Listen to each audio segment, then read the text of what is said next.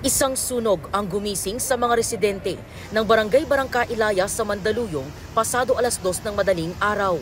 Agad itinaas sa unang alarma ang sunog at umabot sa ikalawang alarma pasado alas 3 kanina. Ibig sabihin, hindi bababa sa 8 truck ng bumbero ang kinailangang rumisponde. Kanya-kanyang bitbit na mga gamit ang mga apektadong residente. Sa amin, papeles lang. Mga ID, papeles lahat. Yun lang. May ilan na wala talagang naisalba, kundi ang kanilang mga alaga sa bahay. Meron ding hanggang ngayon, hinahanap ang mga kasama sa bahay. Inaalala ko yun kasi siya nga yung kumatok sa akin tapos ngayon hindi ko makita, di ba? Pagkakita ko na sobrang lakas na ng apoy tsaka sobrang liwanag na, dinampot ko lang tong bag ko eh. Etong ano lang, ito lang nadampot ko. Tsaka itong papel kong ganto. Ayon sa barangay, aabot sa 100 bahay ang natupok ng apoy. Sa evacuation center sa covered court muna pansamantalang mananatili ang mga apektadong pamilya.